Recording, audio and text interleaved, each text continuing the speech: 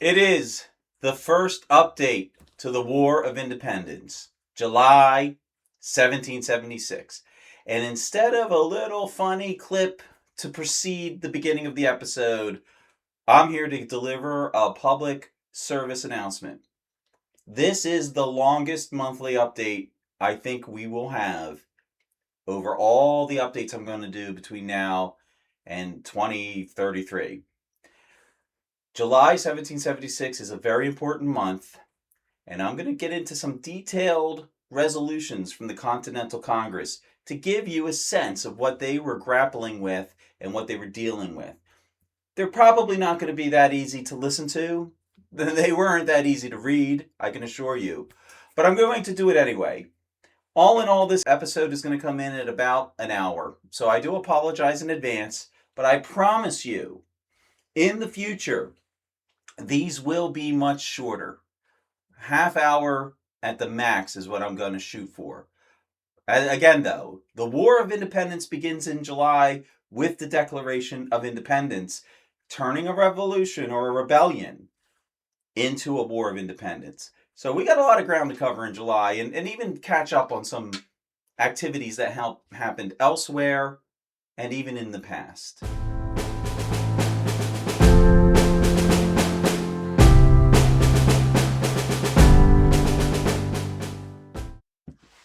Well, hello there, my friends.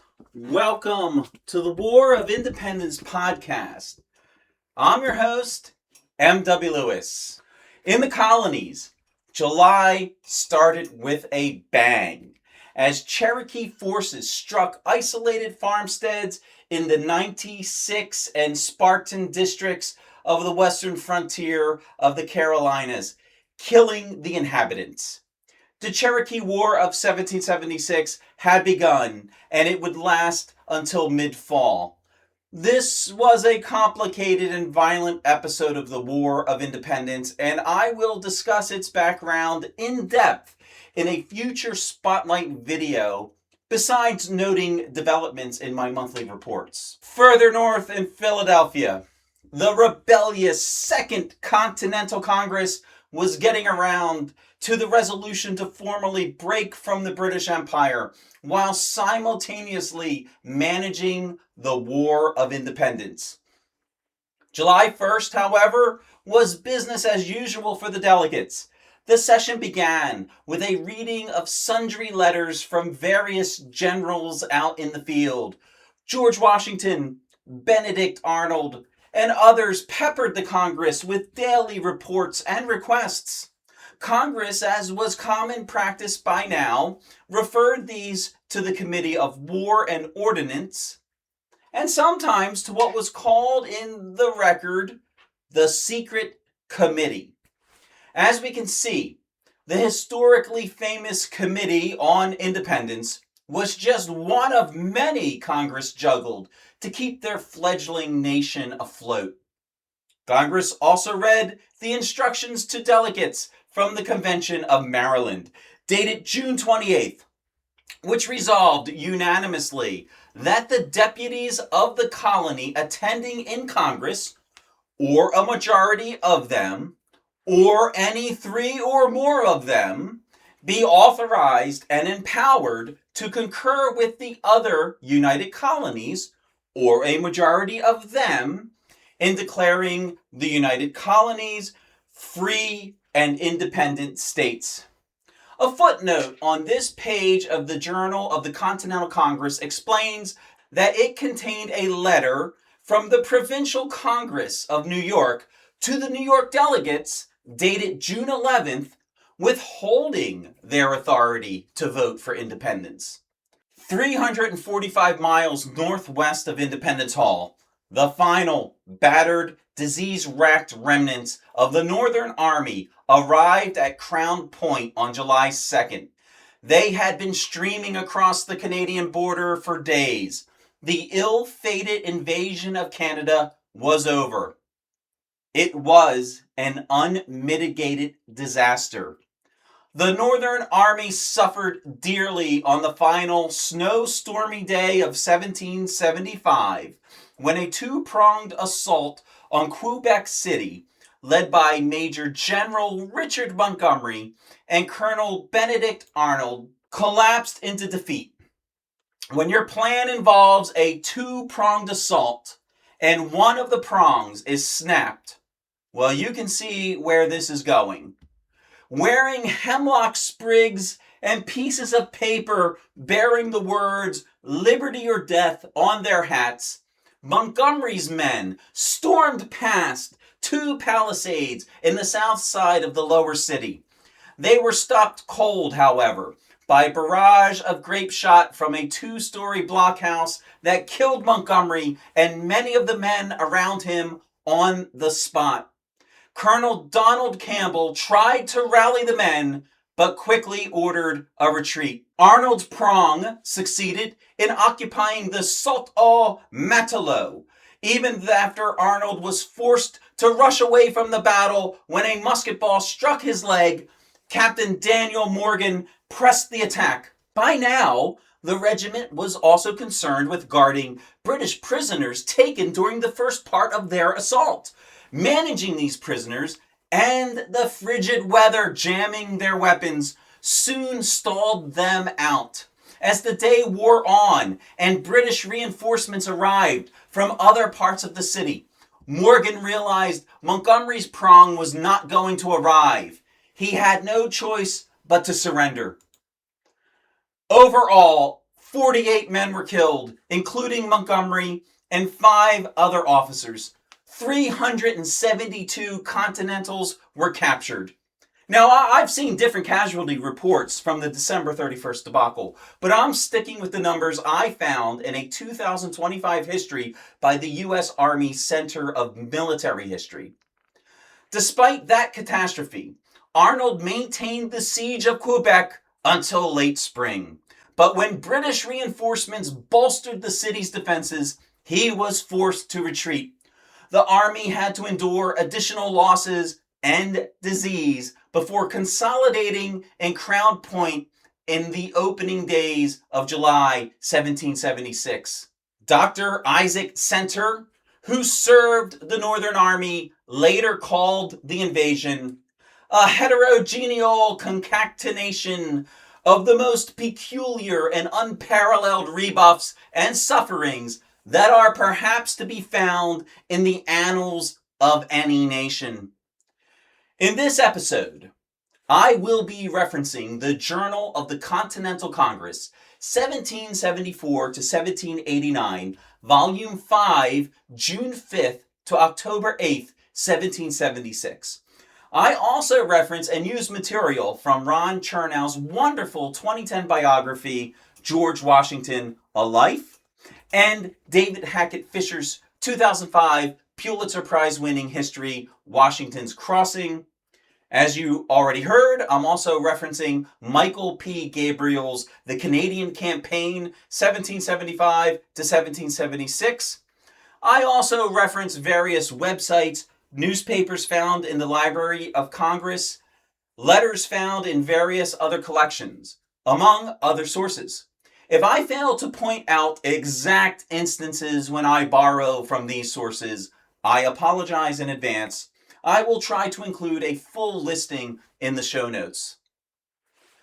While the Continental Forces were deployed in places as far from Philadelphia as Canada and the Western Carolinas, Congress was busy with the business of running a nation without the power to force the states to do anything. Daily entries in the Journal of Congress demonstrate a litany of votes taken to procure products and services from around the colonies, pay invoices and salaries, move soldiers from here to there, acquire ordnance and other important munitions, manage committee appointments and personalities, conduct international and Indian affairs, among other duties. They did all this in the packed and hot Independence Hall in muggy Philadelphia without the benefit of air conditioning. It is worth noting that 2 drafts of the Declaration of Independence were read before a committee of the whole in the final session of June. It was referred back to the Committee of 4 for mandatory revision. The committee of the whole means the entire Congress in session. Congress opened July 2nd with readings of sundry letters. Most of these were referred to the Board of War and Ordnance, but Congress ordered that a letter from British Lieutenant Colonel Campbell to British General Howe be published. With defeat, destruction, and violence against patriots evident everywhere, Congress needed some good publicity, and the letter from Lieutenant Colonel Archibald Campbell of the 2nd Battalion of the 71st Regiment was that. The June 19th letter began. I am sorry to inform you that it has been my unfortunate lot to have fallen into the hands of the Americans in the middle of Boston Harbor. He goes on to explain 4 schooners mistaken for His Majesty's ships bore down on the HMS George and Annabella, their crews and 2 companies of the 71st Regiment of Highlanders just outside the harbor. After a 4-hour fusillade, the American privateers sailed on to Plymouth Harbor. Campbell ordered his ships in Boston Harbor. In the evening, the 4 schooners returned and were joined by the brig Defense, which had 16 carriage guns, 20 swivels, and 117 men. The British ships were heading toward the Nantasket Road when an American battery opened up on them. Campbell noted, which was the first serious proof we had that there could scarcely be many friends of ours in Boston. Not long after, Campbell explains, his ships were surrounded and the sailors refused positively to fight any longer, though he was happy to say that the men of the 71st stood their quarters. After some more action, with a good deal of warmth on both sides, the British ran out of ammo within an hour and a half. As to their surrender, Campbell said, under such circumstances, hemmed in as we were with 6 privateers in the middle of an enemy's harbor, beset with a dead calm, without the power of escaping, or even the most distant hope of relief, I thought it became my duty not to sacrifice the lives of our gallant men wantonly in the arduous attempt of an evident impossibility. In this unfortunate affair, Major Menzies and 7 private soldiers were killed, the quartermaster and 12 private soldiers wounded. The major was buried with the honors of war at Boston. In his postscript, Captain Campbell nonchalantly notes that Captain Maxwell, with the light infantry of the 1st Battalion of the 71st Regiment, had the misfortune to fall into the hands of some privateers too, and Captain Lawrence Campbell, with the Grenadiers of the 2nd Battalion, who was ignorant as we were of the evacuation of Boston, stood into the mouth of this harbor and was surrounded and taken this forenoon. This was great news to be published throughout the colonies. After letters, the Journal notes the July 2nd Congress resumed consideration of the resolution agreed to by and reported from the Committee of the Whole, and the same being read was agreed to as follows. Resolved that these united colonies are and of right ought to be free and independent states, that they are absolved from all allegiance to the British Crown, and that all political connection between them and the state of Great Britain is and ought to be totally dissolved. Issuing the actual declaration would have to wait, however, as the Committee of the Whole did not have the time to go through the declaration and desired leave to sit again. So Congress resolved to take up the matter as a Committee of the Whole on July 3rd. Before closing shop for the day, Congress also resolved that the Marine Committee be directed to inquire into the complaints about Captain Whipple and Captain Saltonstall, who had newly arrived in Philadelphia for the enquiry. On July 11th, the Marine Committee, in pursuance of the order of Congress, reported that they have called before them divers of their inferior officers belonging to the ships Alfred and Columbus, and having heard their complaints against the captains Saltonstall and Whipple, in their presence, are of opinion that the charge against Captain Saltonstall does not appear to be well founded, and that the charge against Captain Whipple amounts to nothing more than a rough, indelicate mood of behavior to his marine officers. Whereupon resolved that the Marine Committee be directed to order the captains Saltonstall and Whipple to repair to their respective commands, and that it be recommended to Captain Whipple to cultivate harmony with the officers. Now, this matter dates back to the spring of 1776. There will be more ramifications of the event in question, and we will hear more about Captain Whipple in particular in the future. July 3rd was a rinse and repeat of the previous 2 days. A letter from New Jersey dated July 2nd was read, and Congress resolved that the Committee of Safety of Pennsylvania would send troops, as many as they could spare, to Monmouth County in New Jersey to assist the inhabitants of that colony and to be subject to the orders of the Commander-in-Chief. The said troops to be allowed the same pay and rations as the troops in the service of the continent from the time of their march until they return. The Congress also resolved that a circular letter be written to the committees of inspection of the several counties in Pennsylvania where troops were raised or raising to form the flying camp, requesting them to send the troops by battalions or detachments of battalions or companies as fast as raised to the city of Philadelphia, except those raised in the counties of Bucks, Berks, and Northampton, which are to be directed to repair, as aforesaid, to New Brunswick, New Jersey. Then Congress resolved that a copy of the foregoing resolutions be sent directly to General Washington, and that he be directed to appoint a proper officer to the command of the flying camp.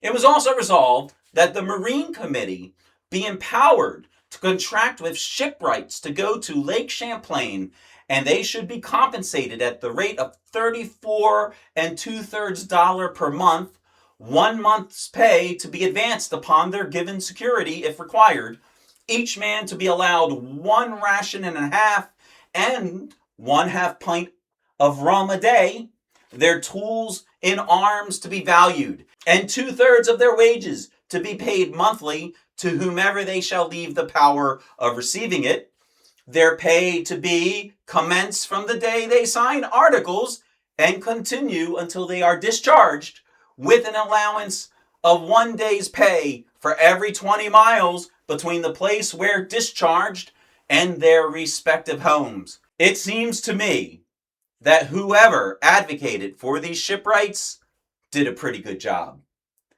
It was also resolved that Dr. Benjamin Franklin and Mr. James Wilson, 2 of the commissioners for Indian Affairs in the Middle Department, be authorized to discharge the bills drawn by Mr. Morgan on the commissioners of that department.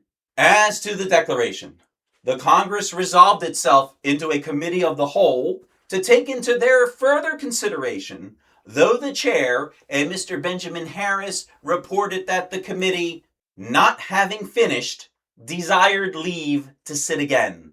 So resolved, the Congress agreed to resolve itself in the committee of the whole to take into their further consideration of the declaration the next day. And they adjourned for the day until 9 in the morning of July 4th. The next morning, Congress rushed into session and immediately convened the committee of the whole to consider the declaration. Right? Wrong. According to the Journal, they had additional business for the Committee of Safety for Pennsylvania regarding flints for the troops in New York. They had requests for Maryland and Delaware to embody their militias for the flying camp with all expedition and to march them without delay to Philadelphia. With that important business out of the way, Congress resolved itself into a committee of the whole to take into their further consideration the Declaration. And after some time, the president resumed the chair. Mr. Harrison reported that the committee of the whole Congress had agreed to a declaration.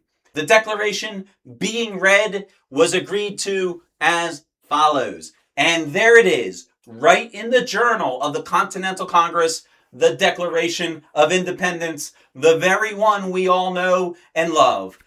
Congress also resolved to have the Declaration authenticated and printed, that the committee appointed to prepare the Declaration superintend and correct the press. In other words, the committee took the Declaration to the print shop on the corner of 2nd and High Street, which is now Market Street, where John Dunlap served as printer and editor of newspapers, including the Pennsylvania Packet. There they oversaw the printing operation, including editing the galley and final proofs. What happened to the handwritten version of the Declaration brought to the printer that evening is unknown. Though most people interested in these things agree it was probably thrown away. Congress also ordered that the copies of the Declaration be sent to the several assemblies, conventions, and committees or councils of safety, and to the several commanding officers of Continental troops, and that it be proclaimed in each of the United States and at the head of the army. After this, the delegates ran out of Independence Hall onto Chestnut Street and lit fireworks, ate cheesesteaks and soft pretzels, and got drunk, right? Wrong. Before closing business for the day, Congress ordered that Mr. Robert Morris and Mr. Joseph Hughes determine the hire of Mr. Walker's vessel, which was employed by Commodore Hopkins in the service of the continent. And we're going to hear more about Commodore Hopkins in the future. A letter from George Washington, dated New York, July 3rd, was laid before Congress and read, "They resolved that the delegates of New York, New Jersey, and Pennsylvania be a committee to confer with the Committee of Safety of Pennsylvania and Committee of Inspection of and Observation for the City and Liberties of Philadelphia, and the field officers of the battalions of the said city and liberties on the best means of defending the colonies of New Jersey and Pennsylvania, and that they be empowered to send expresses where necessary." Basically, Congress was responding to events transpiring in New York City as reported by the Commander-in-Chief and wanted the selected delegates to consult with the Pennsylvania and Philadelphia-run committees to ensure that the city and the Jerseys would be properly defended. Before hitting the streets for those world-famous Philadelphia block parties to celebrate the Declaration, Congress also resolved that the secret committee be instructed to order the flints belonging to the continent and now at Rhode Island to be sent to the general at New York. Mr. Henry Wisner was to be employed or empowered to send, and at the public expense, to Orange County, New York for a sample of flint stone. The focus on flint stones continued later that day.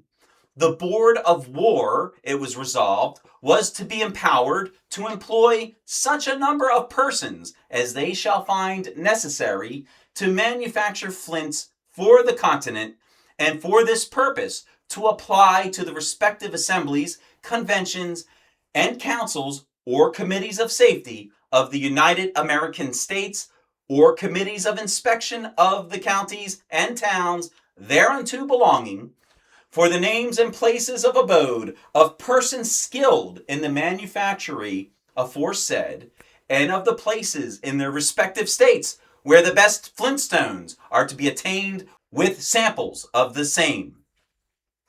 After resolving that Dr. Franklin and John Adams and Jefferson be a committee to bring in a device for a seal for the United States of America, Congress resolved that the secret committee be instructed to sell 25 pounds of powder to John Garrison of North Carolina.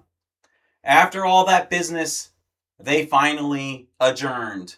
And why was Congress so preoccupied on the day of the Declaration with securing the jerseys and defending Philadelphia, bolstering the supply of flint, and selling powder to North Carolina? We'll get to that in a moment. For now, let's keep our attention on Congress and Philadelphia. During the evening of July 4th, the Committee of Four superintended the printing of about 200 broadsides of the Declaration, and these are considered the official original copies of the revered document. As Dunlap probably finished his overnight labors bright and early on July 5th, Congress met with the sobering work of creating their newly declared country and winning a war against Great Britain. Many Americans can be forgiven if their history classes lead them to believe that Congress stopped meeting after the monumental day of July 4th, as if the Declaration was the pinnacle of the Second Continental Congress's work. But that was far from the case. It stayed in session throughout the war and had much to accomplish. Among the lesser-known committees of Congress was one drafting Articles of Confederation. There was also a committee that occupied much of John Adams's time to create what they called the Model Treaty, which would be used to form alliances with foreign powers.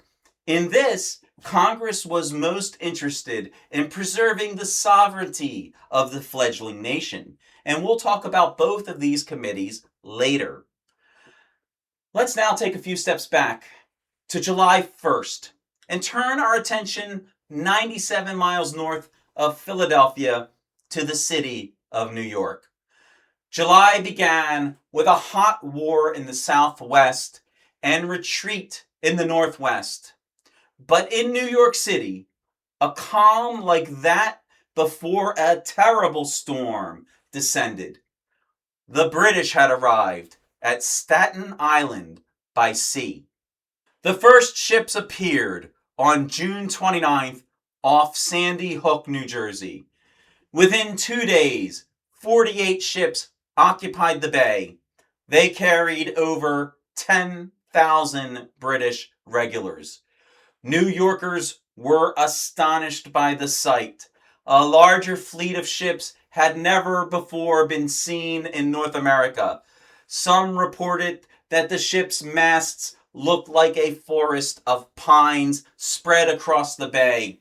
Private Daniel McCurtain marveled at the show of force, writing, "I thought all London was afloat."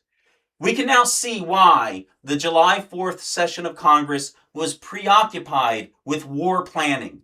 The reports from New York must have been a devastating reminder that birthing a new nation would not happen by pen alone.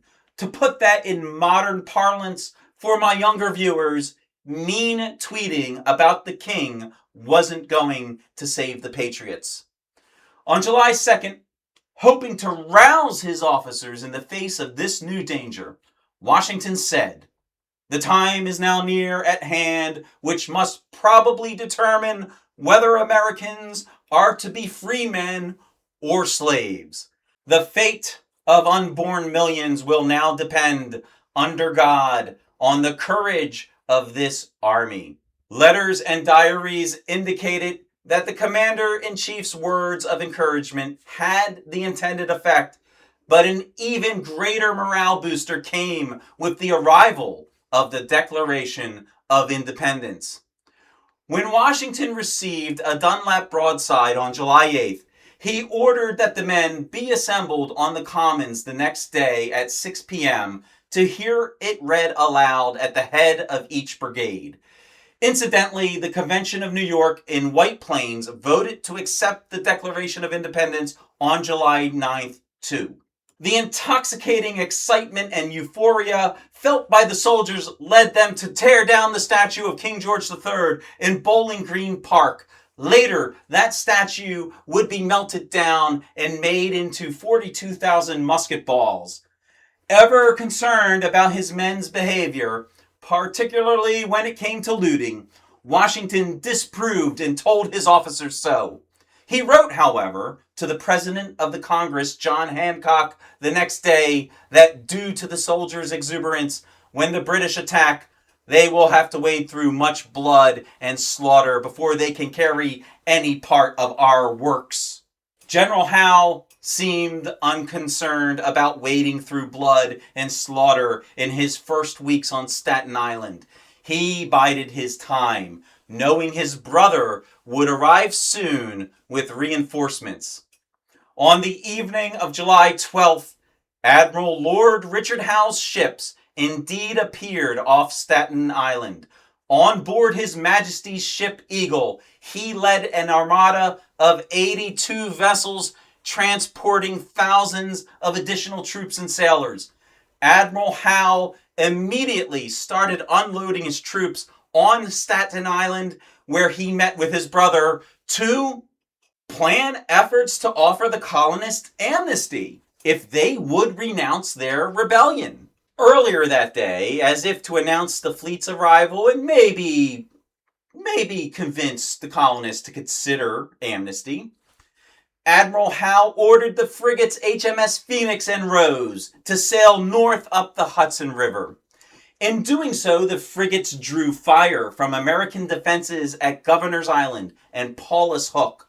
They suffered no damage and took few casualties, however, and their return fire was described in David Hackett Fisher's Washington's Crossing as crashing broadsides, which caused some gunners on Paulus Hook to flee and others to blow up their guns from frantic use.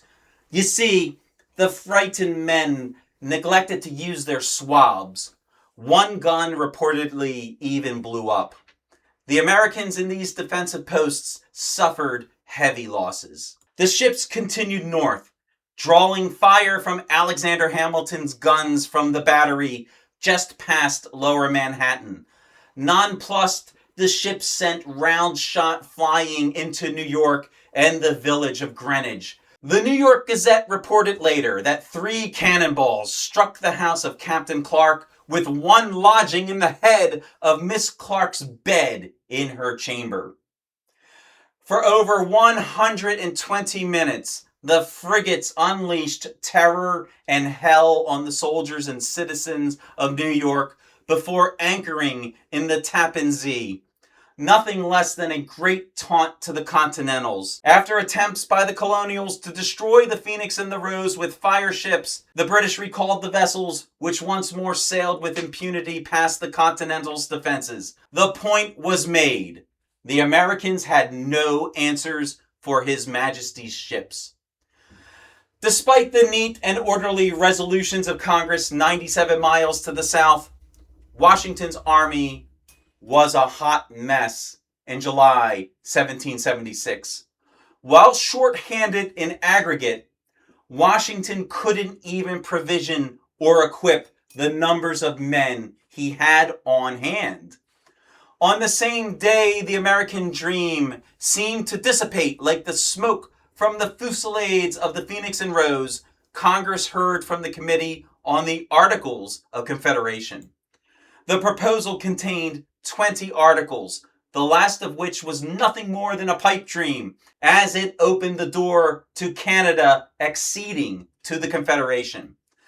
Congress resolved that 80 copies, and no more, of the Confederation as brought in by the committee be immediately printed and deposited with the Secretary, who shall deliver 1 copy to each member, that the printer be under oath to deliver all the copies which he shall print, together with the copy sheet, to the Secretary, and not to disclose either directly or indirectly the contents of the said Confederation, that no member furnish any person with his copy, or take any steps by which the said confederation may be reprinted, and that the secretary be under the like injunction. This was just the beginning of the long road towards official confederacy, and Washington's daily headaches caused by short supplies, short enlistments, and disunion in his army would continue throughout the war from this lack of a centralized government. The events in New York must have made a stirring impact in Philadelphia as Congress met on Sunday, July 14th, the only Sunday session recorded in Volume 5 of the Journals of the Continental Congress. Congress read 2 letters from Washington, one from the 11th, the other from the 12th. Immediately upon this, Congress resolved to send $20,000 to Colonel Clement Biddle, Deputy Quartermaster General for the use of the flying camp and militia in New Jersey. That Captain Biddle use every method to forward the flour at Trenton to the places where it is wanted. That Colonel Biddle be empowered to appoint 1 assistant. That Colonel Biddle be directed to furnish tents, camp kettles, and canteens for an army of 20,000 men, including such of those articles he has already received from Mr. James Meese. That Colonel Biddle be directed to employ an armorer or armorers for the Army of New Jersey. That application be made to the Convention of New Jersey to supply all the lead they possibly can for the flying camp and militia. That application be made to the Committee of Safety of Pennsylvania, desiring them to supply the flying camp and militia in the Jerseys with as many musket cartridges, well balled, as they can possibly spare. That the secret committee be directed to supply the Committee of Safety of Pennsylvania with a quantity of powder equal to that spared to the continent in cartridges. That an express be sent to overtake the powder wagons going to Virginia with a letter to Colonel Fielding Lewis to send in the return wagons all the lead he can collect at Fredericksburg. That the Committee or Council of Safety of Virginia be requested to send to Philadelphia by the return of the wagons as much of the lead they now have at Williamsburg as they can spare, and to order from the mines 15 or 20 tons more of lead to Philadelphia as soon as possible. That a letter be written to the commanding officer in the Jerseys to march such of the militia and flying camp to Brunswick or other places in the Jerseys as he may judge necessary and most conducive to the public service, provided it does not interfere with any prior directions of General Washington. That the Committee of Safety of Pennsylvania be requested immediately to order to the several places of their destination all the British officers, prisoners in this city, their ladies not to be desired to go until the weather is more suitable. That the commanding officer in Pennsylvania be desired to issue fresh orders and exert himself to forward the immediate march of the militia to New Jersey. The service requiring their being immediately embodied as appears by the advices received by express from General Washington. That the Deputy Quartermaster General be directed to request the use of some house of public worship to cover the troops during their short stay in this city. The flying camp, which I mentioned a few times already, was created on June 3rd by Congress. It was a military term used at the time to designate a mobile, strategic reserve of troops. Recruited from the militias of 3 colonies, the flying camp was to consist of 6,000 men from Pennsylvania, 3,400 from Maryland, and 600 from Delaware. They encamped at Christiana Bridge, Delaware, and were led by Brigadier General Hugh Mercer of Virginia, appointed by Washington, and Battalion Commander Samuel Patterson, who was a local miller. Christiana Bridge was located on Old Kings Road, which in Delaware followed the route of today's US 1. Unfortunately, the flying camp's numbers peaked at about 6,000 militiamen.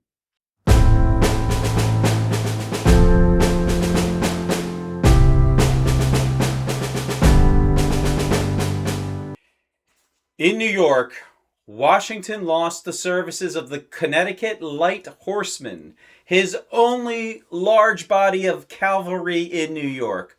Washington told the cavalrymen they did not meet his conception of defending the city and ordered them to get rid of their horses and dig fortifications. The proud countrymen from Connecticut performed the undignified duties only until more infantry arrived, when Washington commanded them to continue to serve dismounted. They informed him on July 16th that they were expressly exempted from garrison and foot duty. Washington did not relent, and most of the cavalrymen, as stubborn and arrogant as the commander-in-chief, departed over the coming weeks. At Lindley's Fort on July 15th, settlers near the Saluda River were besieged by the Cherokee and Loyalists. The attackers were driven off, and several men were captured. With further discovery, it was found that they were white men dressed and painted in Cherokee fashion. On July 17th, Congress resolved that General Washington, in refusing to receive a letter said to be sent from Lord Howe, addressed to George Washington, Esquire, acted with a dignity becoming his station, and therefore this Congress do highly approve the same, and do direct that no letter or message be received on any occasion whatsoever from the enemy by the Commander-in-Chief or other the commanders of the American army, but such as shall be directed to them in the characters they respectively sustain. Ordered that the above be published. That same day, Congress considered the report of the Committee on the Memorial of the Director General of the American Hospital and passed a lengthy resolution to prepare for mass casualties. This resolution covered everything from the provision of medicines and medical supplies to the increase of hospital surgeons and mates. While never mentioned in the journal, the expedition of the Phoenix and the Rose certainly made an impression on the nation's representatives. The Howe-Washington incident had to do with an attempt by the Howe brothers to meet the general to discuss peace. For many who receive only a cursory lecture on the war itself, you've moved past July and are already studying Washington's flight from New York. But in reality, the Howes had other intentions just a few months before that. You see, the Howes were sympathetic to the colonial cause and were Whigs. General William Howe and his older brother, George Augustus, served with distinction in the Americas during the 7 Years' or French and Indian War. George Augustus was killed at Ticonderoga, but was so revered by the colonists that the people of Massachusetts, nonetheless, actually taxed themselves to pay for a memorial in Westminster Abbey to the fallen hero. It is noted in Washington's Crossing that Richard Howe's sympathies toward the colonists were so strong, a shouting match between him and none other than King George III himself broke out in a tavern. A year or so before his voyage to the colonies, with the largest expeditionary force assembled by the British to that date, Admiral Richard Howe sought solutions to the question of the colonies with none other than American superstar Benjamin Franklin. While their discussions produced no solutions, the two parted as friends. Despite their personal feelings, fidelity to king and country outweighed all other considerations. General Howe was sent to Boston to stem a rebellion in 1775, serving under General Thomas Gage. On June 14, 1775, Howe led the charge up Breed's Hill in the famous Battle of Bunker Hill. While Howe was recognized for his courage during the battle, it is likely the heavy casualties sustained that day was the last straw for Gage's many detractors in London. He was removed by the end of the month and Howe inserted as the new commander-in-chief of the British Army in America. As they prepared to take New York, the Howes had no intention of crushing the colonists. In fact, to the chagrin of hardliners back in London, including George Sackville Germain, 1st Viscount of Sackville, the Howes assumed the roles of peace commissioners. After their show of force on July 12th, the Howes sent a letter to Washington asking for a parley. When Messenger Lieutenant Brown told Washington's men that the letter was addressed to George Washington, Esquire, they knew better than to accept it and told the messenger that no person existed. Brown asked to whom the letter should be addressed, and they replied, all the world knew who General George Washington was. Word of this incident reached Congress in Washington's pen. He explained, I would not upon any occasion sacrifice essentials to punctilio, but in this instance I deemed it a duty to my country to insist upon that respect which in any other than a public view I would willingly have waived. Truth be told, it is pretty clear to me after reading Chernow's biography of Washington that the good general probably would have insisted upon that respect no matter what. Congress resolved to agree with their general.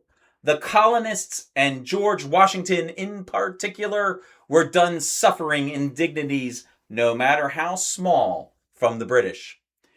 After repeating the offense on July 16th, a properly addressed letter on July 17th satisfied the general, and he agreed to meet a British delegation on July 20th. On July 18th, the model treaty was presented to Congress. The committee preparing this important document was composed of John Adams, Benjamin Franklin, John Dickinson, Benjamin Harrison, and Robert Morris. Appointed by Congress on the same day as the committees to draft the Declaration of Independence and the Articles of Confederation, this committee produced an extensive mock treaty between the United States and a country with, a prince named Louis XVI, the most Christian king. In Article 5 of this mock treaty, the most Christian king would help find, apprehend, and punish any pirates or sea robbers. In the next article, the most Christian king would protect, defend, and secure the vessels and effects of the United States against all attacks, violences, injuries, depredations, or plunderings by or from the king or emperor of Morocco or Fez and the states of Algiers, Tunis, and Tripoli, and every other prince, state, power on the coast of Barbary in Africa. In Article 7, the United States would be bound to withhold any assistance to the King of Great Britain should he choose to declare war against the most Christian king. The model treaty is very, very detailed, and according to most accounts, mostly the handiwork of Adams. In all, it contained 30 articles and spans 14 pages in the Journal of the Continental Congress, almost as long as this script. Congress tabled the matter. On Friday, July 19th, Congress resolved to have the Declaration of Independence fairly engrossed and signed by every member of Congress. Remember, the official version of the Declaration was printed overnight, July 4th, July 5th, the Dunlap broadside. Now Congress is going to create an official written and signed version. Engrossed means to prepare the final handwritten or printed text. Just 2 weeks after Dunlap printed the first broadside, the great document had appeared in a number of newspapers, and many additional broadsides had been printed. The Pennsylvania Evening Post holds the distinction of being the first newspaper in America to publish the Declaration of Independence on its pages. At the close of this episode, the scrolling text will reveal when and how the great document was published in July. On the very same pages that these newspapers advertised the independence of the 13 colonies, the classified ads provide a telling contrast between the preamble of the great document and the sensibilities of the colonists. These pages are replete with advertisements of rewards for the return of runaway slaves and servants. Also on July 19th, Congress let lie on the table resolutions by a committee on the confiscation of the property of the subjects of Great Britain and a report by the committee on the causes of the miscarriages in Canada.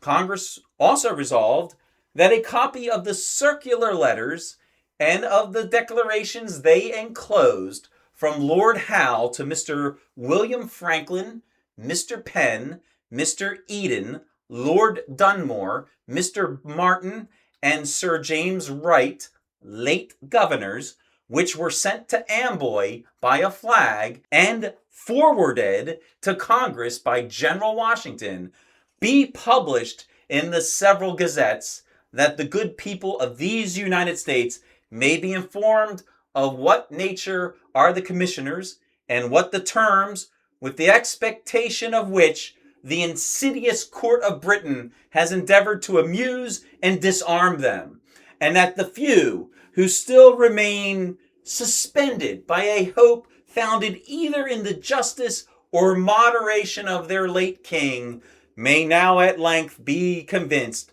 that the valor alone of their country is to save its liberties. The contents of the letters and the declarations, which essentially offered any American a pardon if they pledged loyalty to the king, appeared in the July 20th Pennsylvania Ledger as well as other papers. On July 20th, Washington met with the British peace delegation, and on July 22nd, he dismissed the peace overture. As Ron Chernow wrote, once Washington set his sights on independence, his vision was unblinking, and his consistency proved one of his most compelling qualities. In my words, the burgeoning cult of personality around the commander-in-chief is easily the reason it is Washington and no other founding father who is recognized universally as the father of this country. For the rest of July, Washington's less impressive quality, outwitting the British in battle, overtaxed his military capabilities and that of his staff. On July 24th, the Congress resumed the consideration of the report of the committee appointed to prepare a resolution for confiscating the property of the subjects of the Crown of Great Britain, and thereupon came to the following resolution.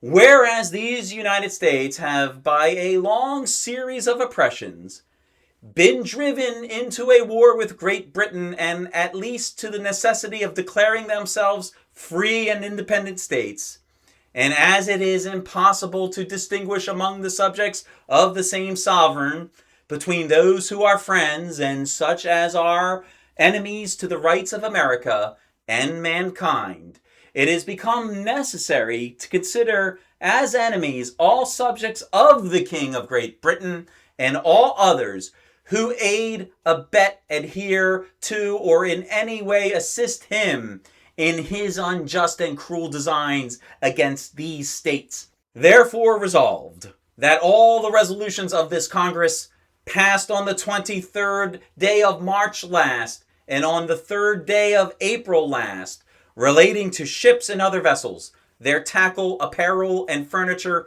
and all goods, wares, and merchandise belonging to any inhabitant or inhabitants of Great Britain taken on the high seas or between high and low water mark be extended to all ships and other vessels, their tackle, apparel, and furniture, and all goods, wares, and merchandises belonging to any subject or subjects of the King of Great Britain, except the inhabitants of the Bermudas and Providence or Bahama Islands. Congress also resolved on the 24th to bring a regiment of South Carolina Rangers under Continental control and compensation, that Colonel Henry Knox could raise another battalion of artillery, and that General Washington could take into Continental pay a horse proposed by John Leary Jr. Thomas Jefferson was appointed to the Committee of Gold and Silver Coins.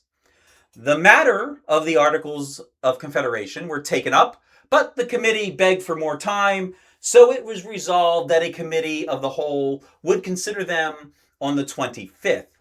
On that day, they once more punted the matter to the next day, and then the next, and then the next. On July 30th, Congress received a report about the Cherokee War and resolved that Virginia, North Carolina, and Georgia afford all necessary assistance to the state of South Carolina and cooperate with that state in prosecuting the war against the Indians with the utmost vigor. On the 30th and the 31st, Congress considered the report from the Committee on Canada. They concluded that the calamity was caused by short enlistments, forcing the officers to take rash actions which their prudence might have postponed. Lack of hard money, rendering supplies of necessaries difficult and precarious, and smallpox. Nevertheless, court-martials were ordered for Colonel Beadle for leaving his command and Major Butterfield for surrendering his post. They also resolved that General Schuyler make a strict inquiry into the plundering of General Prescott's baggage by some licentious persons in violation of the faith of the capitulation. This matter seemed to involve the aforementioned Colonel Beadle, a Dr. Frey, a Lieutenant House, a Colonel Eston, and a Major Brown. On the 31st, Congress resolved that a Colonel Nicholson was recommended to a court of inquiry for desertion. As the hopeful, volatile, and perilous month of July ended for Congress, they once more tabled the Articles of Confederation. An air of destiny hung over New York City on July 31st, as the full might of the British Empire waited patiently on Staten Island for the arrival of even more reinforcements, and Washington's ragtag army dug in on Manhattan and Long Islands. The Battle of New York was imminent. But I can't end the July report without addressing some other activities in the new United States. I resolved when I started this podcast to take a look at other events that might not make it into the general history books. So before we go, let's look at the Virginia Gazette of July 6th, 1776. The Constitution of Virginia was published on the last page of this edition. Written mostly by Thomas Jefferson, it begins with passages that nearly mirror the Declaration of Independence, including a long list of grievances against King George III.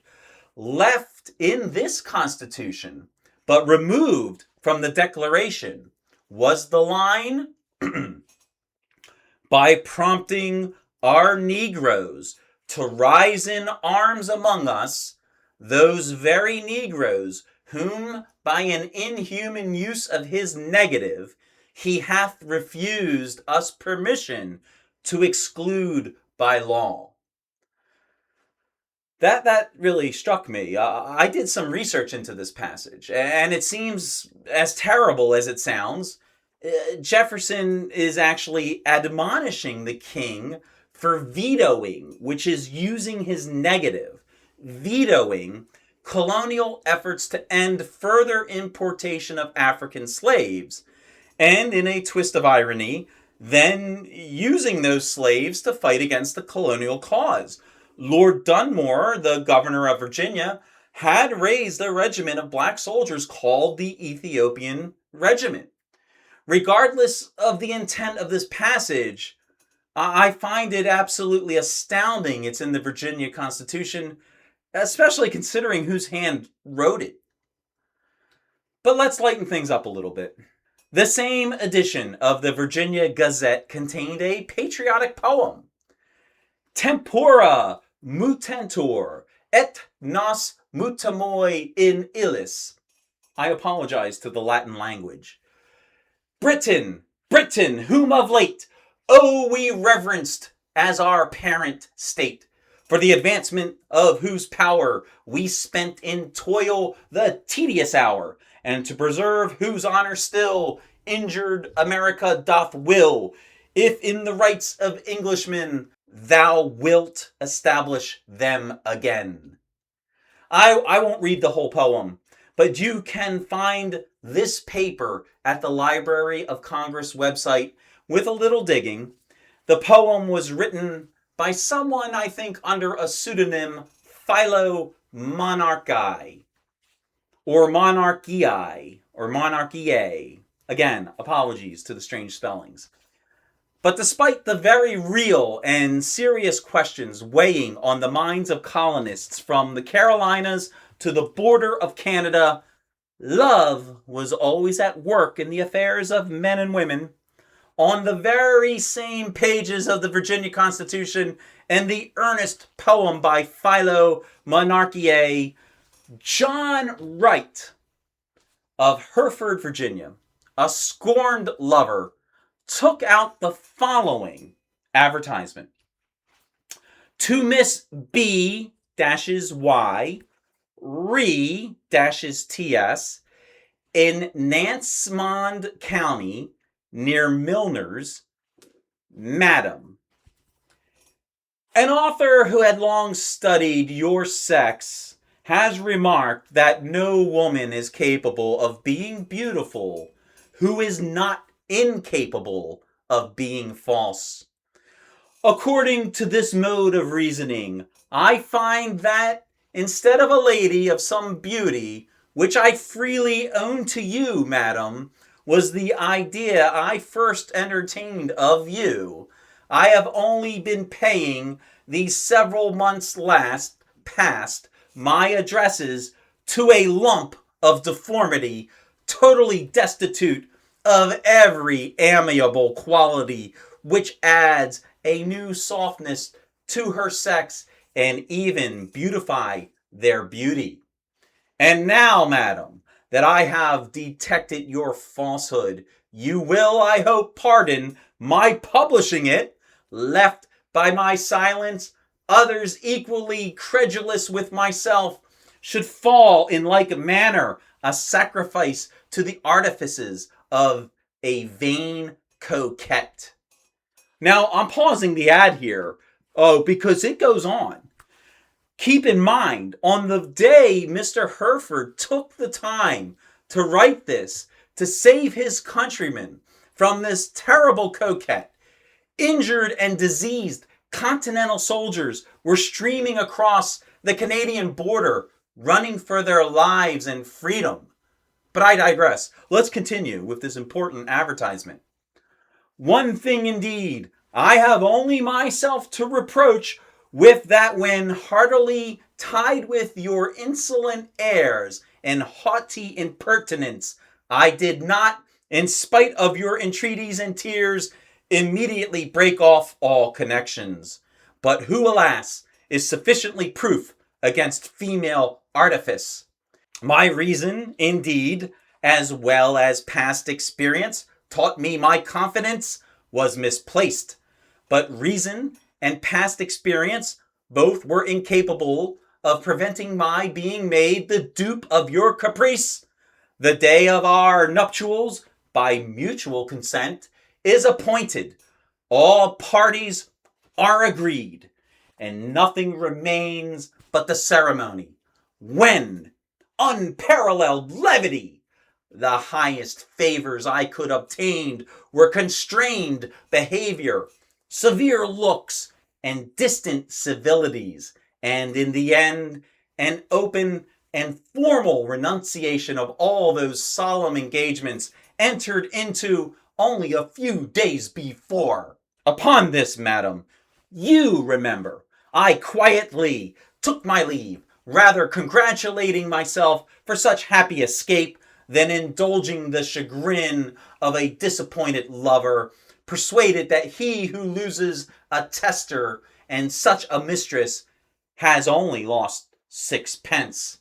I am so much a philosopher, madam, as freely to forgive you for falling into the ways of the fantastic, fickle, and trifling part of your sex, in which your vanity tempted you and your talents enabled you to appear to advantage. But had I been in your place and you in mine, I think I could never forgive myself such treacherous behavior to one that had loved me and whom I had encouraged to depend on my affections, only that I might have an opportunity to disappoint and betray him. I find no distress, madam, in banishing the idea of your ill usage and you from my breast, and it shall go hard with me if among the numerous circle of your sex, created to refine the joys and soften the cares of life by the most agreeable participation, I do not quickly find one more worthy of my passions than the fickle, vain, perfidious one I have abandoned, of whom I shall only say that, were I to curse the man I hate, a bride like thee should be his fate. You told her, John. You sure told her. And I will see you next time, my friends. Until then, let freedom ring.